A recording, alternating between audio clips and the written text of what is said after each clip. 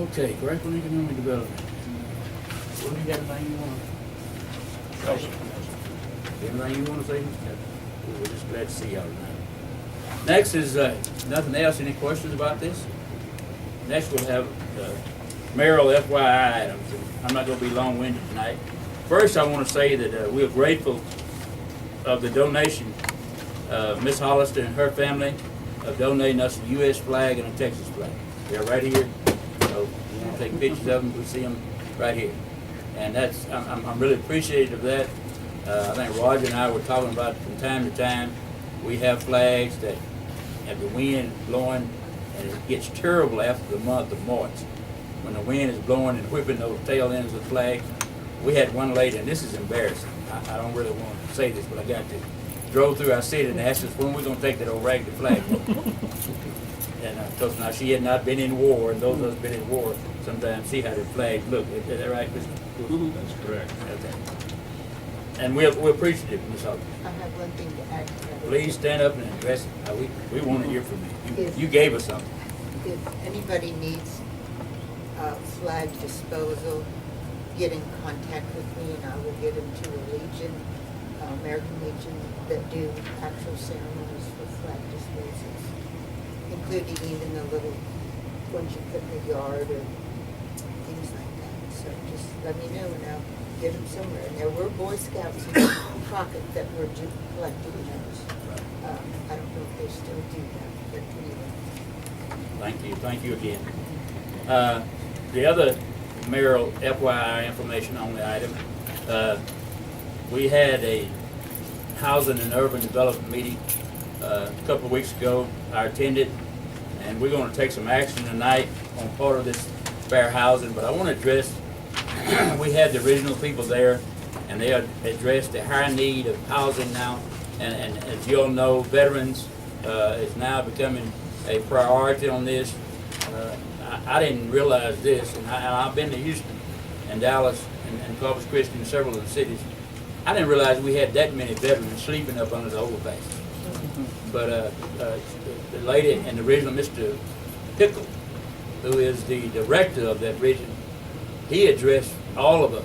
I mean, Judge Ford was there, and numerous other elected officials were there, and they're going to try to do something for the veterans in reference to homes, and they're also going to try to do something for these people that really hadn't completed their homes that were taken out by Hurricane Ike. And they want to address some of these issues in some of the neighborhoods, and people want to provide some property. They talked about Section 8 and all those things, so we had that wonderful meeting. The next meeting I attended was DETCOG meeting, and in this DETCOG meeting there were several things discussed. We talked about the forgivable loan program. We talked about an item here that probably is not really a city item, but it's an item that all of us are aware of that's going to help our school. They talked about the forestry, and I've got some statistics here in reference to the forestry and the forestry money, if any of you would like to see it. Lonnie Hunt, as well as some other individuals from Austin, gave us a great presentation about the school system losing this money and what's taking place not only in the state of Texas, but in our legislature up in Washington, D.C. And that, as you all know, those of you that keep up with government and into politics like I am, they say, you know what's happening with our federal government and how they're trying to pull these funds for their own personal use or put them into other, and there is a big breakdown as to the amount of money that the school's been getting or the county's been getting, and I think the decrease from 08 all the way to now each year has been for Houston County 26.1%, $395,600 something. Now that's sending a lot of school children to school. The other thing that we talked about and we visited was Congressman Kevin Brady. As you all know, he took over our region. He is moving his regional office to the First National Bank, the 4th floor in Huntsville, Texas.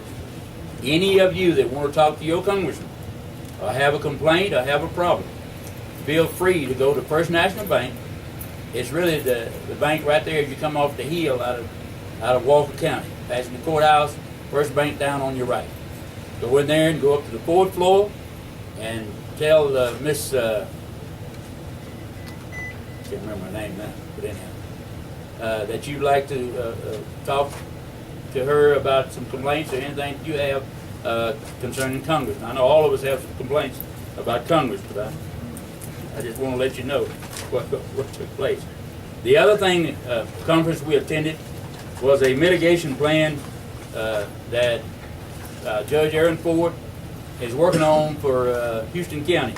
I have a little handout here, and I'll pass it around to the council in reference to the partnership with H2O Partners. They're trying to do a case study of our FEMA, our emergency management issues that we have, and we're working close with Judge Ford. And I think, and I'm not criticizing David Lamb, who's kind of been involved with this, but I think Judge Ford is trying to reach out to all the communities and all the cities and even all the schools. We had several people that were there. I represented Grapeland. Mike was there. Our city superintendent was there. We had the superintendent from Kennard. We had the superintendent from Latexo. We did not have a superintendent from Grapeland. We did not have a superintendent from Crockett. Nor did we have the superintendent from Lovelady. But we had a great meeting. We was trying to start on our plan. Once we get this plan worked out, we will receive grant money to implement this plan, and we'll see how I'll be addressing the council in the future about some issues that we can utilize these FEMA funds and how these issues will affect us here in Grapeland. I know one of the little small things that were brought up is that our emergency system. And I thought about ex-councilman, past Councilman Willoughby. He always hollered, "You want emergency sirens." I thought about that when he was talking about it. But we do, as we grow here in Grapeland, we do need some type of emergency system. Mike and I was talking about this, and I appreciate his concern about what do you want to do and how you want to make Grapeland pretty active on any time we have a natural disaster, and especially with our children here. And Mike and I talked about this. That's going keeping our water source and all the other sources available, and then making arrangements to get our children to safety. We really want to work with the school system. As you all know, City of Grapeland is trying to get a new superintendent now, but as soon as they name a superintendent, we're going to go to them and try to get something worked out in reference to a national disaster, how the city can help and what we can do to save our kids, and especially during the time that school is in session. The other thing that was brought to my attention, and I'm sure Mike might want to discuss this later, I didn't hear him put it in his report, is the immediate action we have to take with our water well. And we're planning on having another emergency council meeting, probably Thursday. And you say, well, why are we having an emergency council meeting?